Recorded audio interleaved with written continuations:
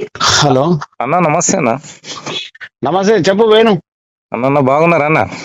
అంత ఓకే, చెప్పు వేణు. అన్న ఏం లేదు, ఈ రోజు మన చర్చలకు పిలుస్తాను అన్న తెలంగాణ ప్రభుత్వం.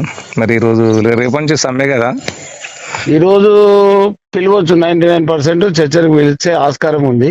అన్న.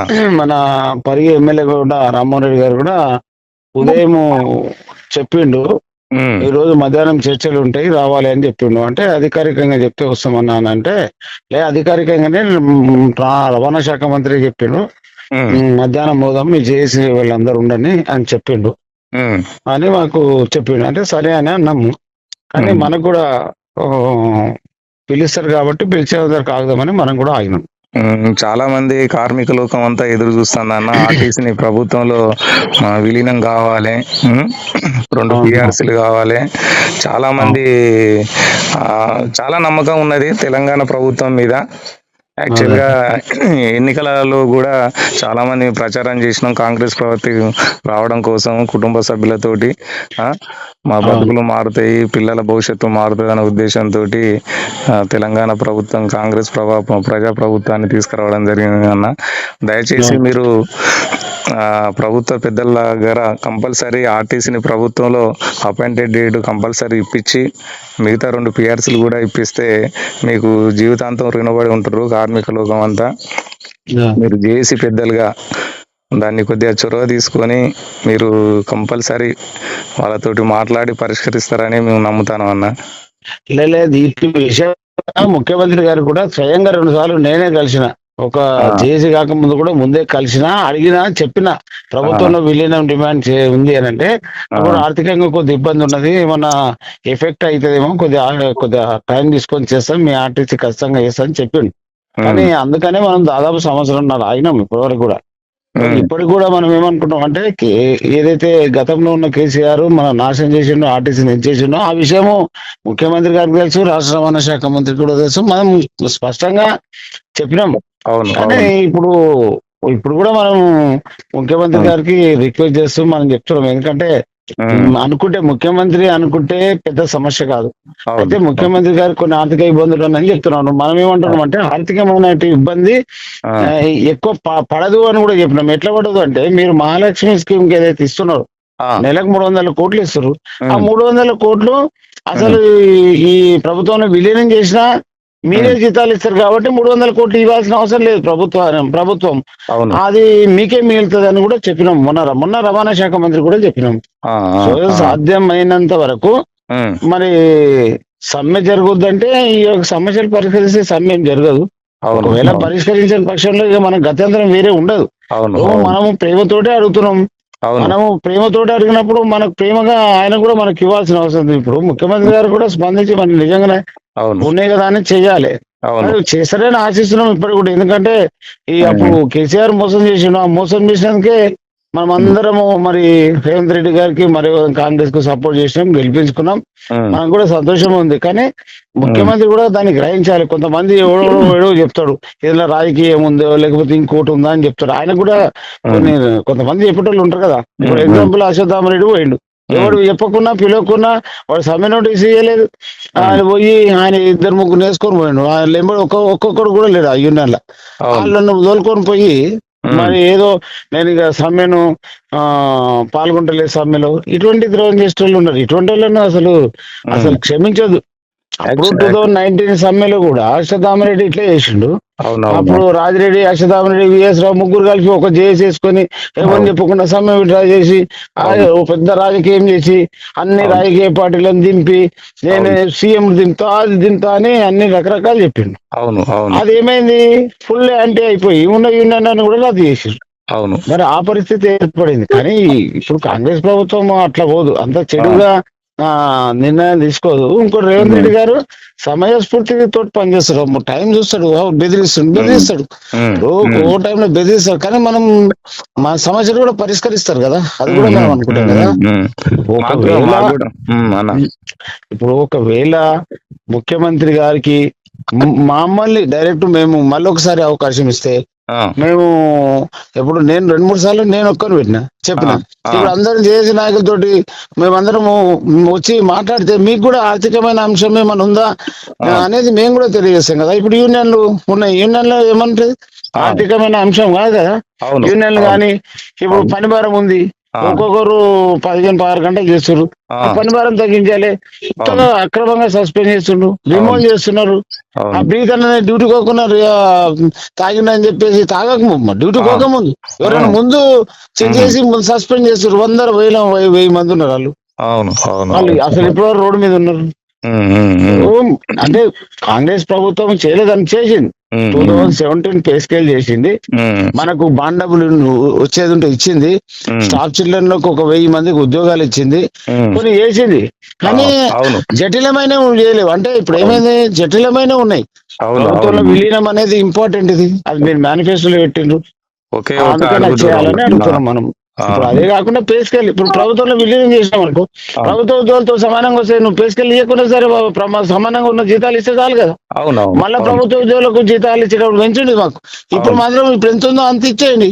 ఉమ్, ఉమ్, అప్పుడు నీకు ఎఫెక్ట్ కూడా వాడు చాలా మంది వాళ్ళు ఏమనుకుంటున్నారు అంటే ఆ, జీతాలు పెంచాల్సి వస్తుందేమో, ప్రభుత్వం మీద భారపడుతుందేమో అని అంటారు. అవును. ఇప్పుడు మామూలుగా 220 కోట్ల నుంచి ఆ, 260 కోట్ల వరకు జీతాలు వస్తాయి నెలల అవును. మొత్తం కలిపి కూడా. ఆ, ఇప్పుడు 300 కోట్లు ఇస్తేనే ఇంకో 40 కోట్లు ప్రభుత్వానికి మిగులుతుంది. ప్రభుత్వాన్ని విలీనం చేస్తే ఇప్పుడు ఏమైతుందంటే సపరేట్ ఇవ్వాల్సిన అవసరం, ఓన్లీ జీతాలు ఒకటే ఇస్తే ఆ, మేము డీజిల్ మేమే చేస్తాం, అన్ని మేమే చేస్తాం అనేటువంటి ఆలోచన ఉంది. చెప్తాం, ముఖ్యమంత్రి గారు చెప్పే ప్రయత్నం చేస్తాం. ఆ, ఆ, ఇప్పుడు అవునా. మనల్ని కూడా ధైర్యంగా ఉండాలి, ఎందుకంటే ఇక అవును తప్పదు. ఇప్పుడు అవునవును. ఒకసారి ఏదైనా సరే మనకు సమస్య సాల్వ్ చేసుకోవాలంటే కొన్ని ఒడిదొడుకులు ఉంటాయి. ఆ, అన్నిటికీ ఓపిక పట్టాలి. ఇప్పుడు ఉమ్, అశ్వత్థామరెడ్డి అటువంటి ద్రోవులతో తీసుకొస్తే ఎంత పరిస్థితి ఉంటుంది చూడండి. వాళ్ళు అవునవును. ఏమైంది, కలవాలి అప్పుడు కలవాలి. ఆర్టీసీలో లేడు, అవును బీజేపీలో కొన్ని రోజులు మళ్ళీ అవును ఇప్పుడు కాంగ్రెస్ కోసం వద్దండి. ఇవన్నీ రకరకాలని ఎక్కడ కూడా జరగలేదు కదా. అవునవును. ఇట్లా అందరి. వాళ్ళని పట్టుకొని నమ్మొద్దు, వర్కర్లు కూడా అవును. నమ్మొద్దు. ఉమ్, ఉమ్, ఇప్పుడు ఉమ్, ఆ విషయము మీరు అందరు కూడా జనాలకు చెప్పాల్సిన అవసరం ఉంది. ఉమ్, ఉమ్, ఎందుకంటే ఉమ్. ఎప్పుడైనా లీడర్ అంటాడు ఎవడు ఉంటాడంటే కష్టం వచ్చినప్పుడు ముందుకు వచ్చిన లీడర్. ఆ, అరే కష్టం వచ్చినప్పుడు పారిపోయేవాడు లీడర్ ఎట్లా అంటావు అని. అవును అవును మరి అవును అటువంటి లీడర్ ఉండాలంటే మనకు అసలు వాళ్ళకి సిగ్గు అనిపించాలి. అవును ఆడు అవును. అందులో ఉన్నాడు ఎవడైతే ఉన్నారో ఆ, మీతో హరికిషన్ అయితే ఒకడే ఉంటాడు. ఆ, ఆయన మరి మంచివాడికి సపోర్ట్ చేసి కానీ ఈసారి చెడుకు సపోర్ట్ చేస్తున్నాడు. ఆ, ఆ, ఆ, ఈ ఆ, నరేందర్ కమాలరెడ్డి వాళ్ళేందో ఆ, ఇప్పుడు కమాలరెడ్డి రిటైర్ అయిపోయాయి, ఉమ్, హరికిషన్ రిటర్న్ అయిపోయాయి, ఉమ్, అశ్వత్థామరెడ్డి ఆర్టీసీ లేడు. ఉమ్, ఇక నెంబర్ ఉన్న వాళ్ళకి ముగ్గురే కదా. ఆ, ఆ, ఈ ముగ్గురిని పట్టుకొని రిటైర్లను పట్టుకొని ఏం చేస్తుండు, ఎందుకు చేస్తుండు, ఏం ఒప్పందం ఉమ్. చేసుకుంటుండే ఎవరికి అర్థమైతలేదు. అసలు వాళ్ళు సమ్మె నోటీస్ కూడా ఇవ్వలేదు అన్న.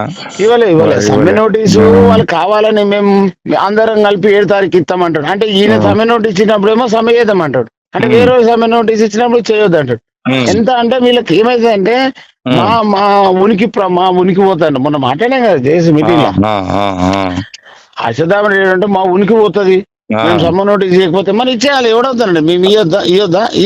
ఆ, ఆ, ఆ. ఇప్పుడు ఏదో అడ్డం పెట్టి ఏదో ఒకటి అంటే నాదే ఉమ్, ఆధిపత్యం ఉండాలి, నేను చెప్పింది అవును నడవాలి. అవును అవును అవును. అశ్వత్థామరెడ్డి చెప్పింది నడవాలంటే ఆ, మంచి చేసేవాడని నడుస్తారు. ఆయన చెప్పింది కాదు, ఎవరైనా మంచి చేస్తే సహకరిస్తారు. ఉమ్, ఉమ్, చెడు అవును. చేసడానికి ఎవరు సహకరించాడు, అది జరగని పని. ఆ, అదే అదే అన్న, అదే ఎందుకంటే ఇది మనకు చివరి అస్త్రం. అసలు కార్మిక 40,000 మంది కుటుంబాలతోటి వాళ్ళ పిల్లల భవిష్యత్తుతోటి ముడిపడి ఉంది. ఆ, ఒకే ఒక అడుగు దూరంలో ఆగిన ఆర్టీసీ ప్రభుత్వ విలీనం కోసం అందరూ 1000 కళ్ళతోటి ఎదురు చూస్తాళ్ళు.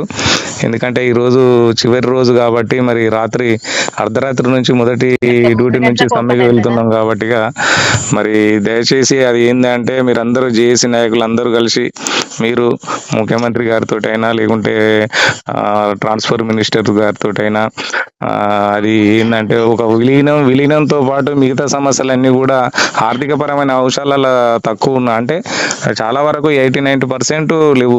ముఖ్యంగా ఈ సంపూర్ణ ఉద్యోగ భద్రత. ఉం? మీ మహాలక్ష్మి స్కీమ్ వచ్చిన తర్వాత చాలా మంది కండక్టర్ల పనిభారం పెరిగింది. బస్సుల స్థాయికి మించి 2 బస్సుల మంది ఎక్కినా కూడా టికెట్ ఇష్యూ చేస్తాను. సాంకేతిక లోపాల వల్ల టిమ్స్ ప్రాబ్లం వల్ల హెవీగా ఎక్కడం వల్ల ఈ కేసులై సస్పెండ్ అవుతాను. చిన్న చిన్న తప్పుల వల్ల చాలా మంది ఈ రోజు దరిదాపు రాష్ట్రం మొత్తం ఒక 400 మంది 500 మంది దాకా సస్పెండ్ అయ్యారు కండక్టర్లు. వాళ్ళకు ఎటువంటి బేషరతుగా లేకుండా వాళ్ళను ఎటువంటి ఇవన్నీ పనిష్మెంట్. కూడా ఎందుకు జరిగిందంటే యూనియన్ లేకపోవడంతో ఇవన్నీ జరిగింది. అయితే వాస్తవంగా యూనియన్లను ముఖ్యమంత్రి ఇస్తాను. ఆ రోజు ముఖ్యమంత్రి 2-3 సార్లు చెప్పిండు. ఈ కేసీఆర్ నియంత పాలన యూనియన్లు ఉండదు. ఇది ప్రజాస్వామ్య దేశమా రాష్ట్రమా ఏంది, మరి యూనియన్లు ఉండాలని చెప్పిండు. అంటే చెయ్యాలని ఉన్నది, కానీ కొంతమంది అడ్డుపడుతున్నట్టు కూడా తెలుస్తుంది. ఎందుకంటే ముఖ్యమంత్రి గారికి కూడా సరి అయిన సమాచారం ఇవ్వట్లేదు అనేది. యూనియన్ ఇంకేం అడుగుతాడు, ఏమడుగుతాం మనం సమస్యలు అవి తప్ప ఇంకోటి. ఇప్పుడు వాళ్ళు యూనియన్ లేకపోవడంతో వాళ్ళు సస్పెండ్ చేస్తున్నారు, రిమూవ్ చేస్తున్నారు, రోడ్ పాలు చేస్తున్నారు, రకరకాల ఇబ్బంది. 1TW యాక్ట్ లేదు అసలు ఎంత పని వారమో చెప్పలేనంత పరిస్థితి ఉన్నది. ఇప్పుడు ప్రభుత్వాలు వీళ్ళనే డిమాండ్ తీసుకొచ్చింది. మన తెలంగాణ జాతీయ మజ్దూరుల ఆధ్వర్యంలో 2019లోనే మనము అన్ని డిపోలు ఏదైతే 90 డిపోలు ఉన్నాయో 90 డిపోలలో ప్రభుత్వంలో విలీనం మీటింగ్ పెట్టి అప్పుడు సమ్యూనిటీ సిస్టమ్ అంతా ఇప్పుడు ఏదైనా సరే అది ఇచ్చిన తర్వాత అక్కడ ఆంధ్రులు ఆ 19 తర్వాత 20లో వాళ్ళకు స్ట్రైక్ అయ్యి వాళ్ళ దగ్గర మాట్లాడి ప్రభుత్వంలో విలీనం చేసుకోరు. మనోళ్ళు ఏమో మళ్ళీ ఇంకా దాని గురించి మాట్లాడకపోయి ఇంకా లేట్ అయిపోయాయి. జరిగింది అంటే మనలు ఖచ్చితంగా అందరూ మనసు పట్టి పని చేసింటే అయిపోతుంది. అప్పుడు రాజిరెడ్డి ప్రభుత్వంలో విలీనం వద్దని అశ్వత్థామరెడ్డి బహిరంగ చెప్పాయి. ఇది సాధ్యమైతే ఇది ఇవ్వడుతారా అన్నాడు. అప్పుడు కేసీఆర్ అనే భూగోళం ఉన్నంత వరకు ప్రభుత్వం విలీనం అసాధ్యం అని అన్నాడు. ఆయన్నే మన అసెంబ్లీలో తీర్మానం పెట్టే గెజిట్ ఇచ్చే లాస్ట్కు ఇక ఎన్నికల బూచి పెట్టి కావాలని డేట్ ఆఫ్ అపాయింట్మెంట్ ఇవ్వలేదు. డేట్ ఆఫ్ అపాయింట్మెంట్ వీళ్ళు 2018లో కాంగ్రెస్ ప్రభుత్వం వస్తే మనం అప్లై అయ్యేవాళ్ళం. ఎందుకంటే అప్పుడే మేనిఫెస్టోలో పెట్టించిన ఉత్తమ్ కుమార్ రెడ్డిని తీసుకొచ్చి. అప్పుడు ఉత్తమ్ కుమార్ రెడ్డి గారు పిసిసి అధ్యక్షుడు ఉండే, నేనే ఆర్టీసీ కళాభవన్ లో పిలిపించి ఒక 5,000-6,000 మందిని తీసుకొచ్చి మనం మీటింగ్ పెట్టించాం. అప్పుడు సరే అప్పుడు దురదృష్టవశాత్తు కాంగ్రెస్ రాలేదు. మరి ఇప్పుడు తర్వాత 2023లో మన కాంగ్రెస్ వచ్చింది. మనకు అనుకున్న ప్రభుత్వం అయితే వచ్చింది. ముఖ్యమంత్రి గారు కూడా సానుకూలంగా నిర్ణయం తీసుకుంటాం అనుకుంటున్నాం. మాకు ఇప్పుడు మనం కూడా వీళ్ళు ఎంతవరకు ఉన్నారని చూస్తారు కదా ముఖ్యమంత్రి గారు. అవును, మరి వీళ్ళు కూడా ఎంత పటిష్టత ఉంది, వీళ్ళు కూడా చేస్తారా చేయరా అనేట్టు ఎవరైనా అడగంది అమ్మ కూడా అన్నం పెట్టదట. ముఖ్యమంత్రి గారిని కూడా అడగాలంటే మనం కూడా అందరం మన ప్రెజెంటేషన్ అంటే మనము నిజమే ప్రాబ్లం ఉందా అని తెలియాలంటే ఇప్పుడు మనం ఈ సమ్మర్ ఇస్తే ముఖ్యమంత్రి గారు తెలుస్తారు. లేకపోతే ముఖ్యమంత్రి గారు ఎన్నిసార్లు చెప్పినా తెలియదు కదా. అంటే ఆయన ఉండే బిజీ షెడ్యూల్ అట్లా ఉంటది. ముఖ్యమంత్రి అన్నప్పుడు రాష్ట్రం మొత్తం చూడాలి కాబట్టి అంతా బిజీ ఉంటది. ఆయన మనము కావాలని చేస్తలేడు అన్నికే లేదు కదా. ఇటువంటి మస్తు ఉంటాయి కార్పొరేషన్ మన అటువంటిప్పుడు. కాకపోతే ముఖ్యమంత్రి గారు ఆయన ఇచ్చిన హామీ కాబట్టి దీన్ని జర్రా మనసు పెట్టినానికి ఒక్క 10 నిమిషాలు ముఖ్యమంత్రి గారు ఆర్టీసీ మీద మనసు పెడితే అసలు దీంట్లో లాభమా నష్టమా ఎంత ఇస్తున్నాం అనేది తెలుస్తుంది. ఏది దాని మీద మనసు పెట్టకపోతే ఏం తెలుస్తుంది. అయితే మీకు ఫైనాన్షియల్ ఎఫెక్ట్ పడుతుంది ఏమో అని అనుకుంటున్నాను. ఎక్కడ కూడా ఎఫెక్ట్ పడదు. ఇప్పుడు ముఖ్యమంత్రికి ఏం చెప్తున్నారు కొంతమంది అధికారులు అంటే దీన్ని ఇట్లా చేస్తే ఎక్కువ జీతాలు వివరించాల్సి వస్తుంది అది అని అనుకుంటారు. ఒక్క రూపాయి ఎఫెక్ట్ పడదు. మన ప్రభుత్వానికి లాభం అవుతుంది. అది ఇక ముఖ్యమంత్రి చూద్దాం. మనం శక్తుల ప్రయత్నం చేస్తున్నాం. ఇగో ప్రభుత్వంలో విలీనంగా కావాలని డిమాండ్ పెడితే అప్పుడు కేసీఆర్ కు నా మీద చెప్పి సస్పెండ్ చెప్పి రిమూవ్ చేపించింది. అయినా నేను ఎప్పుడు కూడా వెనక్కి ఆ డిమాండ్ అట్లనే పెట్టినాం. అట్లే 6 ఏళ్ళు అయింది. 6 ఏళ్ల నుంచి కూడా నేను ఉద్యోగం చేయకుండా నేను ఆర్టీసీ ఉద్యోగుల గురించి నేను ప్రయత్నం చేస్తున్నా. మనం అనుకున్నది సాధించాలనే ఉద్దేశంతో లక్షల రూపాయలు నష్టం జరిగినా నేను పని చేస్తున్నాం. అదే ఆర్టీసీ ఉద్యోగులు గమనిస్తున్నారులే, ఎవరు ఏంది అని గమనిస్తున్నారు. కానీ రెవల్యూషన్ రావాలి. ఆర్టీసీ కార్మికులలో రెవల్యూషన్ రావాలి. ఎవడు తప్పు చేసేవాడిని నిలదీయాలి. ఎక్కడ అన్యాయం జరిగితే అక్కడ ఎదిరించాలి. అటువంటి పద్ధతి ఎప్పుడైతే వస్తుందో అప్పుడు మన దగ్గర న్యాయం జరుగుతుంది. నాకెందుకులే వాళ్ళే చేస్తారు, ఫలితాలు మాత్రం మాకు రావాలి అనే పద్ధతి ఆర్టీసీ ఉద్యోగులు మర్చిపోవాలి. చేయడానికి సిద్ధంగా ఉన్నారన్న. దరిదాపు ఏంటంటే తెలంగాణ ప్రభుత్వం హలో వేరే ఫోన్ అన్న ఓకే అన్న. నేను బయట ఉన్నాను, జర ఓకే బిజీ ఓకే అన్న, ఉన్నాను, థ్యాంక్ యూ వేరే థ్యాంక్ యూ ఫోన్ అన్న, థ్యాంక్ యూ అన్న. వేరే ఫోన్ వచ్చింది, మాట్లాడతా తర్వాత మాట్లాడతా. అదే అన్న, అదే ఒకటి విలీనం కంపల్సరీ మేము తప్పకుండా మేము ప్రతిదీ ప్రయత్నం చేస్తున్నాం, ఓకేనా? థ్యాంక్ యూ వేరే థ్యాంక్ ఫోన్ యూ వచ్చి మాట్లాడతాను. థ్యాంక్ యూ అన్న, థ్యాంక్ యూ. హలో.